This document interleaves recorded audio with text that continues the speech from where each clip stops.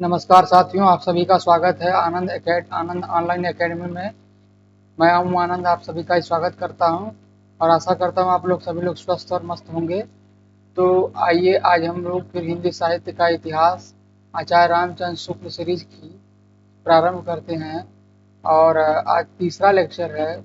इससे पहले हमने 2 लेक्चर लिया है। अगर आपने वो वीडियो नहीं देखा है तो आप लोग जाके आनंद ऑनलाइन एकेडमी पर वह वीडियो देख सकते हैं।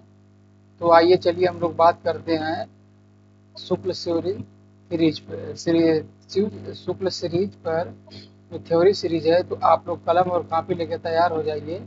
और हम लोग का आज तीसरा लेक्चर है। तो हमने इससे पहले सिद्ध साहित्य में आदिकाल में सामान्य प्रकरण और दूसरा प्रकरण जो है अपभ्रंश काव्य, जिसमें हमने सिद्ध साहित्य और नाथ साहित्य पे बात कर लिया था। आज हम लोग जैन साहित्य पे बात करेंगे। तो चलिए यह क्लास स्टार्ट करते हैं। अगर आप लोगों को यह क्लास पसंद आती है तो अपने मित्रों को भी शेयर करिए। अपने तक ही ज्ञान सीमित नहीं रखिए, मित्रों को भी बताइए आनंद ऑनलाइन एकेडमी के बारे में। और अपने मित्रों को भी जोड़िए अपने व्हाट्सएप ग्रुप में, जो कॉलेज का है, यूनिवर्सिटी का है, उसमें आनंद ऑनलाइन एकेडमी के बारे में बताइए। इस क्लास को ज़्यादा से ज़्यादा लोगों को शेयर कीजिए। तो चलिए हम लोग बात करते हैं शुक्ल थ्योरी सीरीज पे। आज ये तीसरा लेक्चर है हम लोगों का। तो हमने हेमचंद से पहले नाथ साहित्य पर हम लोगों ने बात कर लिया था। देखिए हम लोगों ने यहाँ तक पढ़ लिया था कि जो यहाँ पे शुक्ल जी बता रहे थे कि धर्म संबंधित रचनाओं को छोड़कर हम सामान्य साहित्य में जो कुछ सामान्य सामग्री मिलती है उसका उल्लेख उनके संग्रहकर्ता और रचिताओं को क्रम से करते हुए कर चुके हैं। यहाँ तक हमने बात कर लिया था तीसरी सीरीज में। अगर दूसरी सीरीज में अगर आपने नहीं देखा है वह वीडियो, तो आप उस वीडियो को जाकर देख सकते हैं। और हम लोग आज जैन साहित्य पे बात करेंगे। आदिकाल प्रकरण 2 के अंतर्गत अपभ्रंश काव्य में हेमचंद से यहाँ से हम लोग आज तीसरा लेक्चर स्टार्ट करेंगे। तो चलिए प्रारंभ करते हैं हम लोग। अब देखिए हेमचंद के बारे में बता रहे हैं शुक्ल जी कि ये गुजरात के राजा सोलकी राजा ये गुजरात के सोलकी राजा सिद्धराज जय सिंह। अब सिद्धराज जय सिंह का समय काल है 1150 से 1199। इसमें से आप अगर 57 साल घटा देंगे तो ईसवी सन आ जाएगा। यह संवत सन है और इसमें से आपको 57 साल घटाना पड़ेगा तो यह आएगा 1093 ईस्वी में 1142 तक, यानी 1093 से 1142 तक सिद्ध राजा जय सिंह का समय है। यह संवत में 1150 से 1199 और उनके भतीजे कुमारपाल, यानी कुमारपाल का समय काल शुक्ल जी संवत 1199 से 1230 संवत बताते हैं कि यहाँ इनका बड़ा मान था। यानी जो गुजरात के सोलकी राजा सिद्धराज जय सिंह हैं, उनके भतीजे कुमारपाल के यहाँ हेमचंद का बहुत बड़ा मान था। इनका बड़ा मान था। ये अपने समय के प्रसिद्ध जैन आचार्य थे। यानी हेमचंद कैसे थे? ये प्रसिद्ध जैन के आचार्य थे, जैन धर्म के आचार्य थे। यानी पूछ देगा कि हेमचंद क्या थे, तो हेमचंद प्रसिद्ध जैन आचार्य थे। और किसके यहाँ थे ये? तो ये कुमारपाल के यहाँ थे। ठीक है। और इन्होंने एक बड़ा भारी व्याकरण ग्रंथ, यानी इन्होंने एक बहुत भारी व्याकरण ग्रंथ कहा है। तो बड़ा भारी व्याकरण ग्रंथ सिद्ध हेम शब्दानुशासन को ये हेमचंद द्वारा लिखा गया है और ये सिद्धराज के समय में बनाया गया। यानी सिद्धराज जय सिंह के समय में सिद्ध हेम शब्दानुशासन जो है, ये जो है हेमचंद ने लिखा है। इसको नोट करिएगा आप लोग अपने जो नोट्स बना रहे हैं शुक्ल थ्योरी सीरीज का, इसमें आप लोग नोट करिएगा कि हेमचंद का जो है सिद्ध हेम शब्दानुशासन व्याकरण ग्रंथ सिद्धराज के समय में बनाया गया था, जिसमें संस्कृत, प्राकृत, अपभ्रंश तीनों का समावेश है। यानी शुक्ल जी कह रहे हैं कि सिद्ध हेम शब्दानुशासन में संस्कृत, प्राकृत और अपभ्रंश तीनों का समावेश किया गया है। और अपभ्रंश के उदाहरण में इन्होंने पूरे दोहे या पद्य उद्धृत किए हैं। यानी ये जो सिद्ध हेम शब्दानुशासन व्याकरण ग्रंथ है, इसमें संस्कृत और प्राकृत अपभ्रंश तीनों का समावेश है। और इसमें जो उदाहरण दिए हैं उन्होंने अपभ्रंश के उदाहरण दोहे में दिए हैं, दोहे के पद में, जैसे गुहा या गाथा या गाहा कहने पे प्राकृत का बोध, शुक्ल जी ने पहले ही कहा है सामान्य परिचय में कि गाथा या गाहा कहने से प्राकृत का बोध होता था और दूहा या दोहा कहने से अपभ्रंश का। ये आप लोग याद रखिएगा कि गाथा या गाहा कहने से प्राकृत का बोध और दूहा या दोहा कहने से अपभ्रंश का बोध। आगे चलते हैं हम लोग, जिनमें से अधिकांश इनके समय से पहले के हैं, यानी ये जो इनके दोहे अपभ्रंश के दोहे जो सिद्ध एवं शब्दानुशासन में लिखे गए हैं इनके समय से पहले के कुछ दोहे हैं। जैसे अब लिखा है इसमें, शुक्ल जी उदाहरण में दे रहे हैं इनके दोहे का कि भला हुआ जो मारिया बहिड़ हमारा कंतु लज्जई तू बस आबहू जय भग्गा घर ए तू। यानी कि शुक्ल जी बता रहे हैं कि भला हुआ जो मारा गया हे बहन, यानी एक सखी अपने यानी एक सखी जो है एक स्त्री जो है अपनी सखी से कहती है कि हे सखी, हे बहन, भला हुआ जो मेरा पति मारा गया, माने पति होता है, तो भला हुआ जो मेरा पति युद्ध में मारा गया, यदि वह भाग कर घर आता तो मैं अपने समवयस्कों यानी अपने सखी सहेलियों से यह बताते हुए बहुत लज्जित होती। अब आगे चलते हैं, ये पंक्तियां देखिए हेमचंद की हैं, भला हुआ जो मारिया बहिड़ हमारा कंत, ये इंपॉर्टेंट पंक्तियां हैं, इसको नोट करिएगा आप लोग, इंपॉर्टेंट हैं इसको। आगे चलते हैं, अपने व्याकरण के उदाहरणों के लिए हेमचंद ने भट्टी के समान एक द्रव्य शब्द काव्य की भी रचना की। यानी हेमचंद ने भट्टी के समान एक द्रव्य शब्द काव्य की भी रचना की है। यानी सिद्ध एवं शब्दानुशासन सिद्धराज जयसिंह के समय और द्रव्य शब्द काव्य जो है हेमचंद ने इसकी भी रचना की है। और इसके अंतर्गत यानी द्रव्य शब्द काव्य के ही अंतर्गत जो है कुमारपाल नामक एक प्रकृत काव्य भी लिखा है। एक प्रकृत काव्य, यहाँ काव्य होगा कारण लिख दिया गया है, एक प्रकृत काव्य, एक प्राकृत काव्य भी लिखा है। इस काव्य में अपभ्रंश के पद्य रखे गए, यानी प्राकृत का काव्य रखा गया, प्राकृत काव्य लिखा है उन्होंने कुमारपाल चरित्र। अब पूछेगा कुमारपाल चरित्र नामक कौन सा काव्य है, तो ये प्राकृत काव्य है जिसमें अपभ्रंश के पद रखे गए हैं, इसमें अपभ्रंश के पद रखे गए हैं, ये प्राकृत काव्य है। ठीक है, आगे चलते हैं हम लोग। अब सोम प्रभु सूरी को बता रहे हैं शुक्ल जी। सोम प्रभु सूरी ये जैन के एक पंडित थे। अब देखिए जैन के आचार्य जो है वो हेमचंद्र थे, जैन आचार्य हेमचंद्र थे और सोम प्रभु सूरी जैन पंडित थे। इन्होंने 1241 में, संवत 1241 में कुमारपाल प्रतिबोध, कुमारपाल चरित्र हेमचंद का, यानी कुमारपाल चरित्र हेमचंद का हेमचंद के यहाँ लिखे हैं। और सिद्ध हेम शब्दानुशासन जो लिखे हैं हेमचंद जी वो सिद्धराज जय सिंह के समय का है। ठीक है, और कुमारपाल चरित्र कुमारपाल का है, कुमारपाल चरित्र। कुमारपाल प्रतिबोध सोम प्रभु सूरी का है, कुमारपाल प्रतिबोध सोम प्रभु सूरी का, और हेमचंद का कुमारपाल चरित्र लिखा गया है। ठीक है, प्रतिबोध है तो सोम प्रभु सूरी का हो जाएगा। नामक एक गद्य पद संस्कृत प्राकृत काव्य, गद्य पद यानी चंपू काव्य हो गया, संस्कृत प्राकृत काव्य लिखा गया, जिसमें समय समय पर हेमचंद द्वारा कुमारपाल को अनेक प्रकार के उपदेश दिए जाने की कथाएं लिखी गई हैं। यानी हेमचंद जो है वो जैन आचार्य थे और कुमारपाल के यहाँ रहते थे, तो उनको जो उपदेश देते थे उन्हीं की कथाएं जो है कुमारपाल प्रतिबोध में सोम प्रभु सूरी ने लिखा है। और यह ग्रंथ अधिकांश प्राकृत में ही है और बीच बीच में संस्कृत के श्लोक और अपभ्रंश के दोहे मिलते हैं। यानी कुमारपाल प्रतिबोध में इसमें अधिकांश जो है प्राकृत, इसकी रचना जो है यह ग्रंथ जो है प्राकृत में ही है, पर इसमें बीच बीच में श्लोक जो है वो संस्कृत के श्लोक और अपभ्रंश के दोहे मिलते हैं। प्राकृत काव्य जो है कुमारपाल चरित्र भी है और प्राकृत की रचना जो है यह ग्रंथ कुमारपाल प्रतिबोध भी है, पर उसमें जो है अपभ्रंश के दोहे मिलते हैं और इसमें अपभ्रंश और संस्कृत के श्लोक दोनों मिलते हैं। आगे चलते हैं, अपभ्रंश के पद्यों में कुछ तो प्राचीन है, यानी शुक्ल जी बता रहे हैं कि इसमें जो अपभ्रंश के पद्य मिल रहे हैं वह तो कुछ तो प्राचीन है और कुछ सोमप्रभ और सिद्धपाल कवि के बनाए हुए हैं।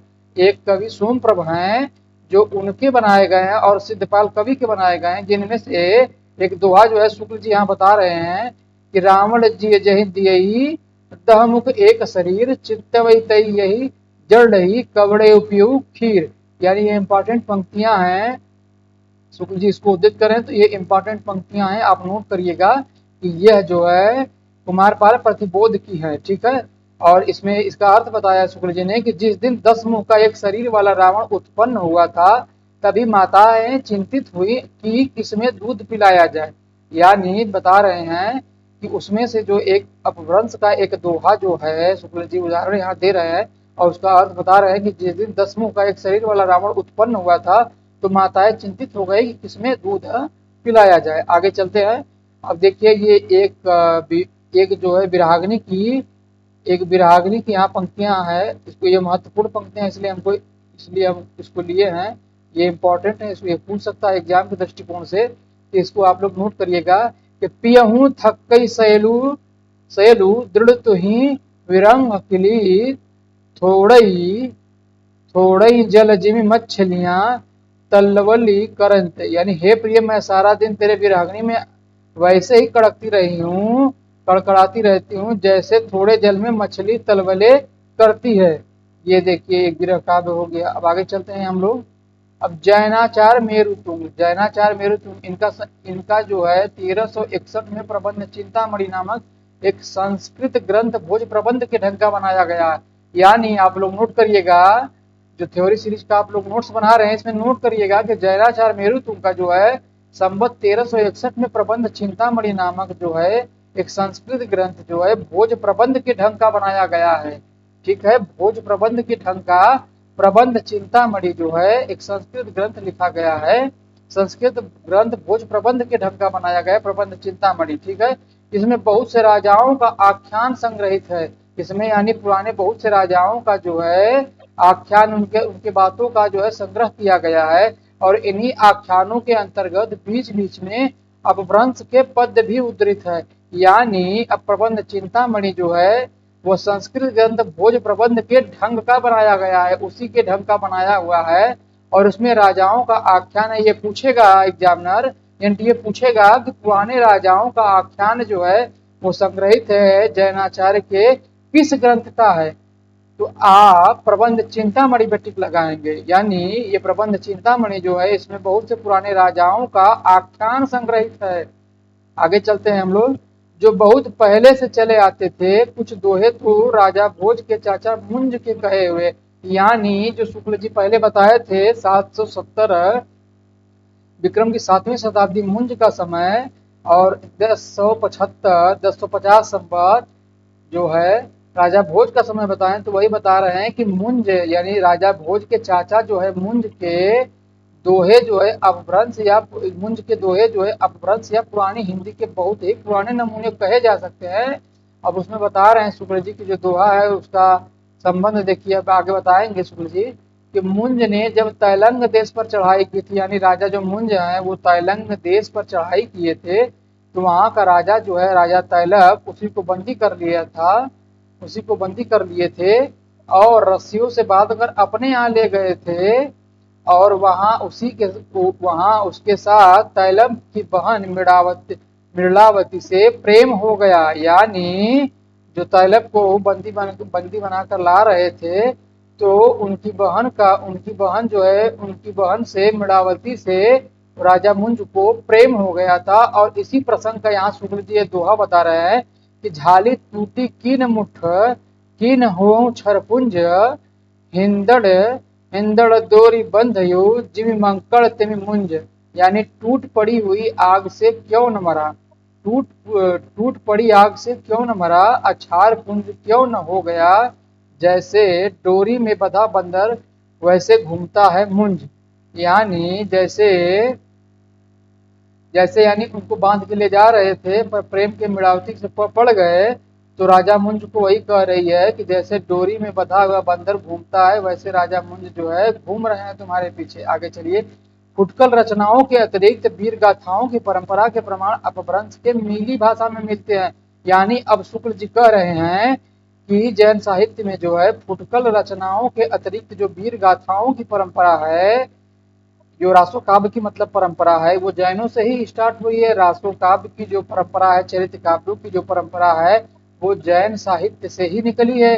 तो बता रहे हैं शुक्ल जी की जो वीर गाथाओं की परंपरा है वो अपभ्रंश के मिली भाषा में मिल रही है। यानी पूछेगा कि जैन साहित्य की पुष्कल रचनाओं जो वीर गाथा की परंपराएं हैं वह अपभ्रंश की किस भाषा में है, तो मिली भाषा। इसको आप लोग नोट करिएगा, ये इंपॉर्टेंट पंक्तियां हैं, इसको आप लोग नोट करिएगा कि अपभ्रंश की मिली भाषा, अपभ्रंश की मिली भाषा में मिलती है। आगे चलते हैं हम लोग।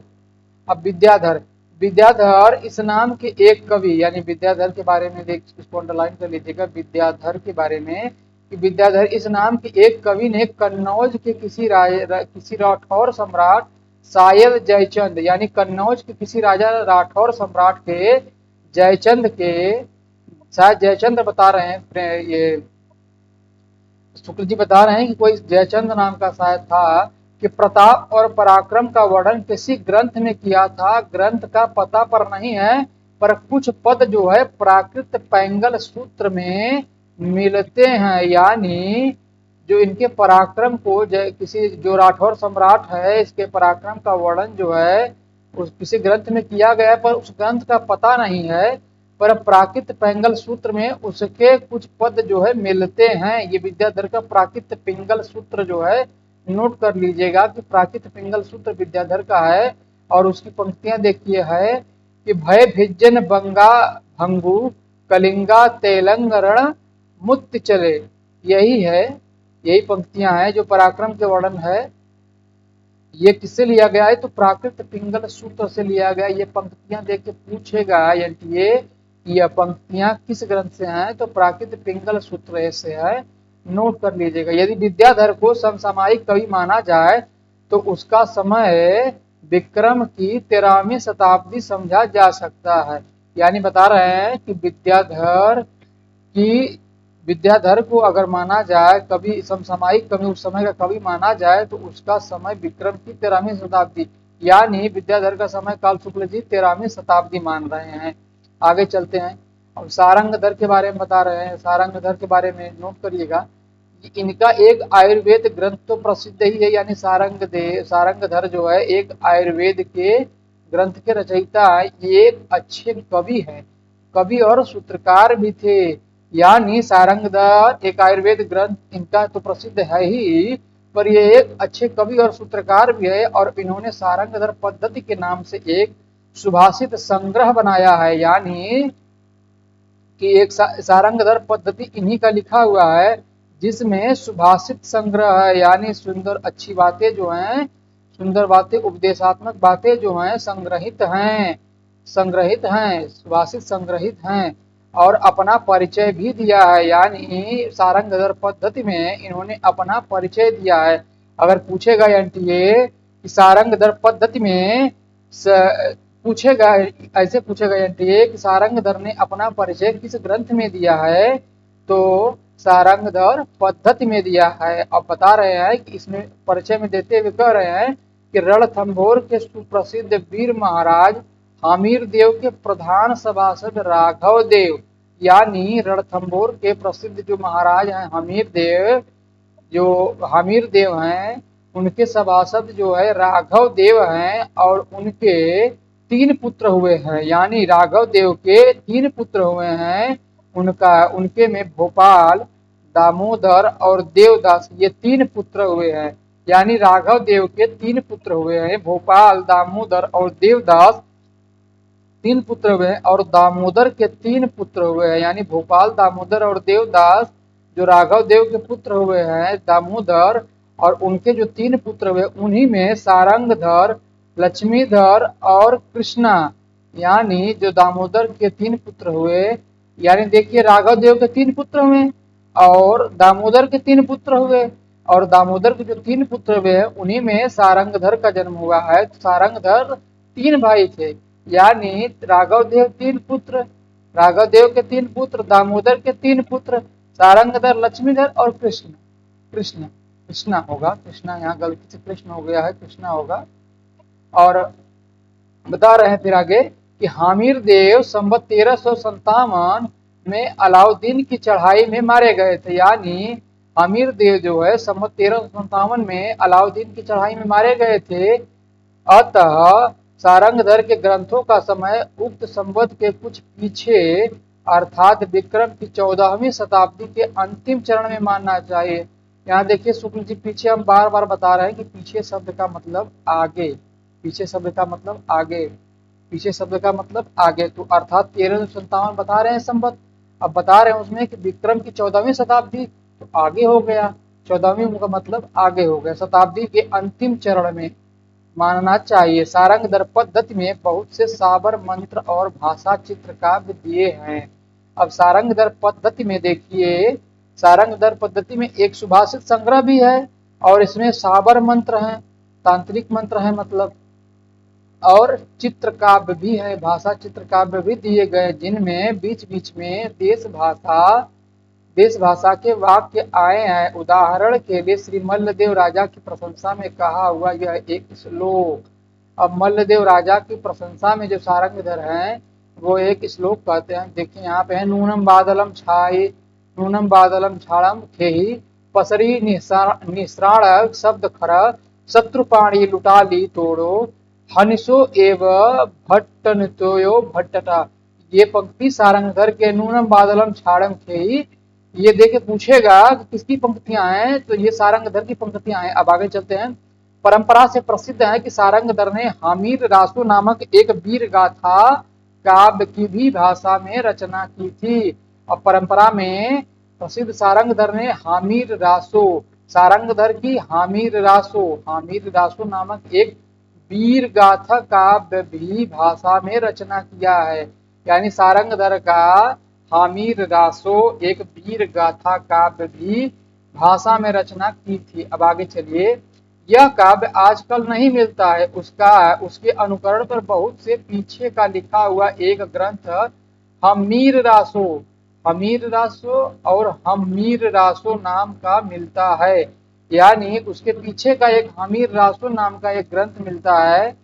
शुक्ल जी कह रहे हैं कि जो सारंगधर द्वारा जो हमीर रासो लिखा गया था वह आजकल नहीं मिलता है। उसी के अनुकरण पर पीछे शब्द मतलब उसके बाद, उसके आगे का लिखा हुआ एक हमीर रासो ग्रंथ उन्हीं के नाम का मिलता है। जो प्राकृत पिंगल सूत्र के उलटते पलटते मुझे हामिर की चढ़ाई, वीरता आदि के कई पद्यों छंदों के उदाहरण से मिले हैं। मुझे पूरा निश्चय है कि ये पद असली हामिर रासो के ही हैं।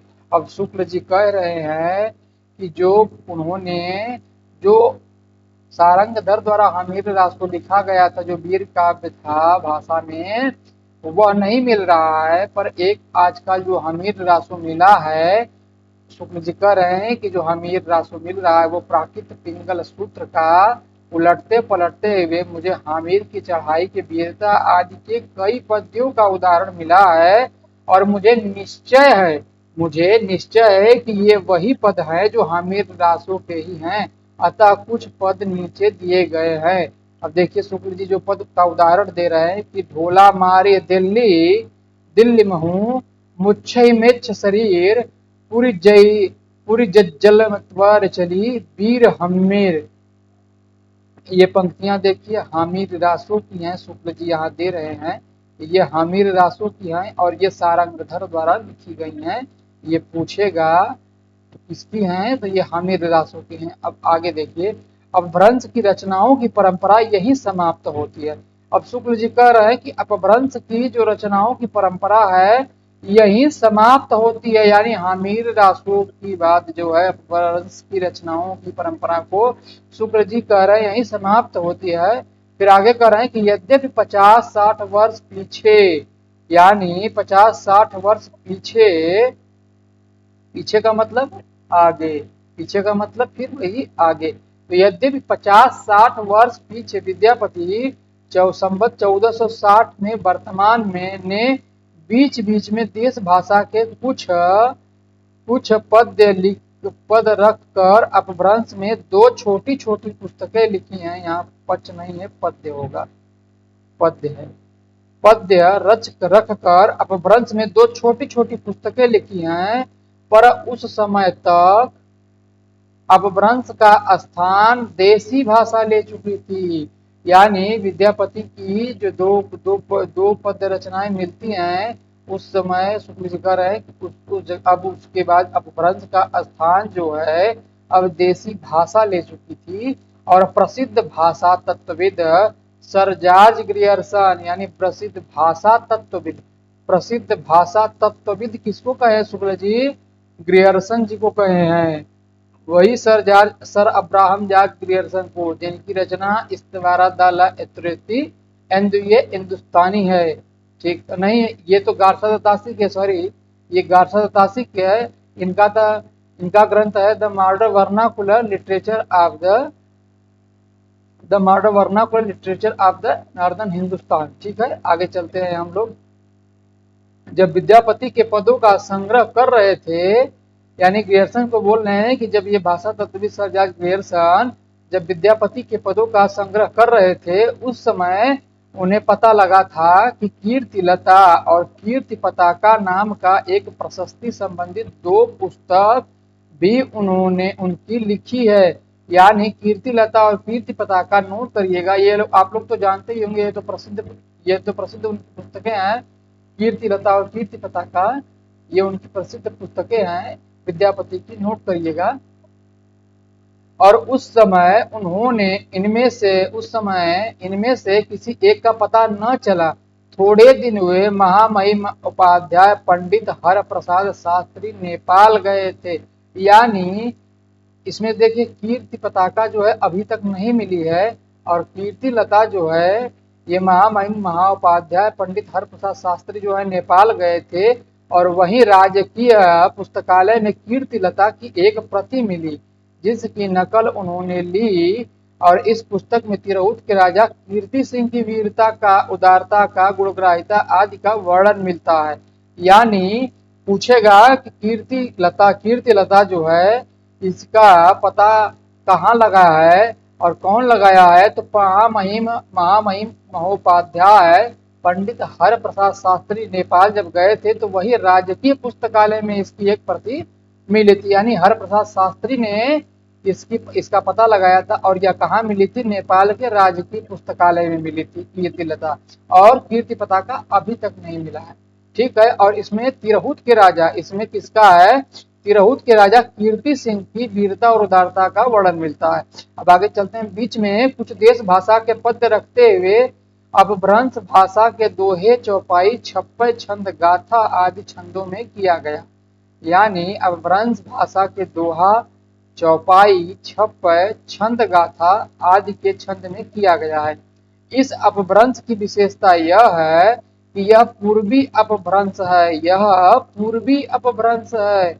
यानी जो कीर्ति लता है यह पूर्वी अपभ्रंश में लिखा गया है। ठीक है, इसमें क्रियाओं आदि के बहुत से रूप पूर्वी हैं। नमूने के लिए शुक्ल जी देखिए एक उदाहरण दे रहे हैं कि रज्जलुद्ध असलान बुद्धि विक्रम बले हराल पाई बैस विश्वावसी राय गणेशर मारल। ठीक, ये पंक्तियां जो हैं कीर्ति लता से हैं, ये नोट करिएगा, ये विद्यापति की पंक्तियां हैं और ये कीर्ति लता से हैं। आगे चलते हैं। दूसरी विशेषता विद्यापति के अपभ्रंश की यह है कि प्रायः देश भाषा में कुछ अधिक लिए हुए है, उसमें तत्सम शुक्ल जी कह रहे हैं कि दूसरी विशेषता यह है कि विद्यापति के अपभ्रंश की यह है कि प्रायः देश भाषा के कुछ अधिक लिए हुए है, और उसमें तत्सम संस्कृत शब्द का वैसा बहिष्कार नहीं है। तात्पर्य यह है कि प्राकृत की रूढ़ियों से उतना अधिक बधी नहीं है।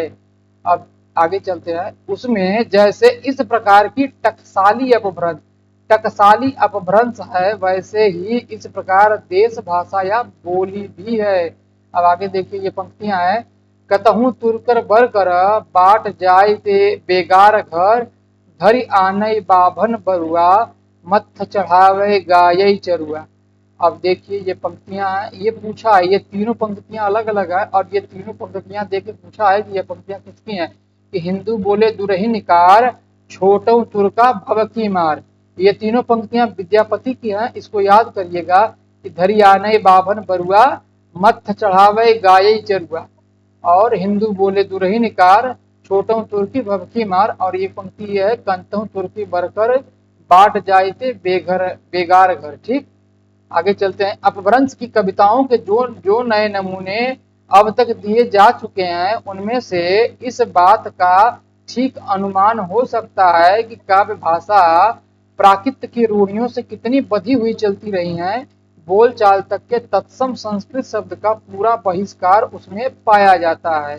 अब शुक्ल जी कह रहे हैं कि अपभ्रंश की जो कविताएं हैं, जो नए पुराने नमूने को अब तक शुक्ल जी जो है दिए बता चुके हैं, उनसे इस बात का ठीक अनुमान हो सकता है कि काव्य भाषा प्राकृत की रूढ़ियों से कितनी बधी हुई है, यानी प्राकृत से बधी हुई, प्राकृत की रूढ़ियों से जो बिगड़ा रूप है उससे बधी हुई है, और कितनी बधी हुई चलती रही है, और बोल चाल तक के तत्सम संस्कृत शब्दों का पूरा बहिष्कार उसमें पाया जाता है। अब बता रहे हैं उदाहरण स्वरूप उपकार, उपकार, नगर, विद्या, वचन, ऐसे प्रचलित शब्द में उआर, नर, बीजा, बयड़ बनकर भी रखे जाते थे। जासु तासु ऐसे रूप बोलचाल से उठे जाने पर भी पोथियों में बराबर चलते रहे हैं। अब आगे बता रहे हैं सुकुल जी फिर कि विशेषण या विशेष के बीच में विभक्तियों का समानाधिकरण अपभ्रंश काल के कृदंत विशेषणों में बहुत कुछ उठ चुका था, पर प्राकृत की परंपरा के अनुसार अपभ्रंश की कविताओं में कृदंत विशेषणों में मिलता है। जैसे जुब्बुक गयो न, जुब्बुक गयो न झूरी, यानी गए को यौवन को न झूर गए यौवन को न पछता पछता।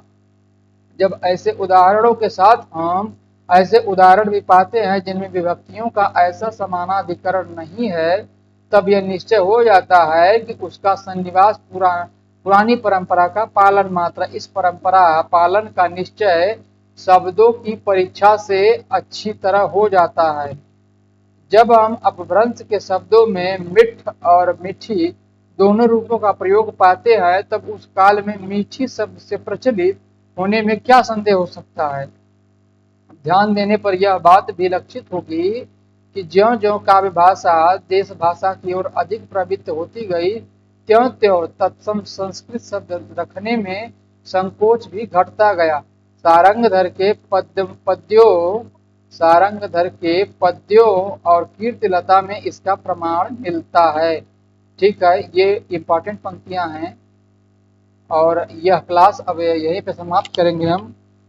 यह क्लास जो उस दिन छूट गई थी, यह क्लास उसी को पूरा किया है हमने, और हम लोग अब प्रकरण 3 जो है, यानी वीरगाथा काल जो है, देश भाषा काल, हम अगले क्लास में करेंगे।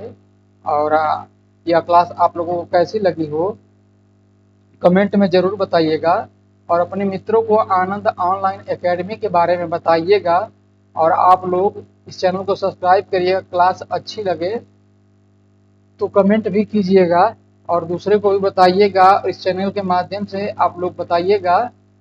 और धन्यवाद आप सभी का।